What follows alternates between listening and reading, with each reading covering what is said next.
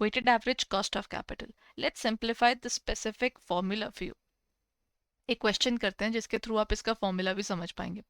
किसी ऑर्गेनाइजेशन के केस में बोल दिया जाता है कि उसका जो डेट है वो 6 लाख का था और उसकी इक्विटी 4 लाख की थी. यानी क्या आप कह सकते हो कि इसका डेट 60% का हो गया और इक्विटी 40% की हो गई.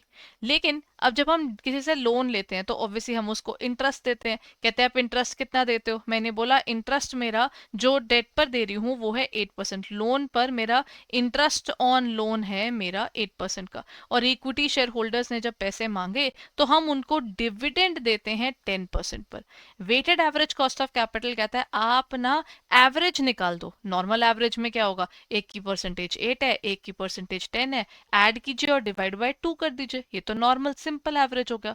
वेटेड एवरेज कहता है नहीं, आप ना जो भी उसको परसेंटेज में दे रहे हो, चाहे डेट दे रहे हो चाहे आप इक्विटी दे रहे हो, उससे आपको मल्टीप्लाई क्या करना है, आपको प्रोपोर्शन ऑफ डेट और प्रोपोर्शन ऑफ इक्विटी को मल्टीप्लाई करना है. यानी आपका डेट कितना है और आपकी इक्विटी कितनी है इन टर्म्स ऑफ टोटल, उससे मल्टीप्लाई करना है. तो बस ये जो आपके पास परसेंटेज निकली है, यानी मैंने बोला मेरा डेट 60% का था, उससे उसी का इंटरेस्ट रेट मल्टीप्लाई कर दिया और इक्विटी के प्रोपोर्शन से इक्विटी का परसेंटेज मल्टीप्लाई कर दिया.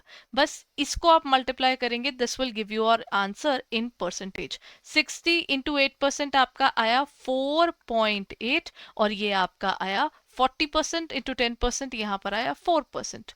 ठीक है, तो उसके हिसाब से ये आपका बन गया 8.8% would be the answer. So this is WACC. Thank you.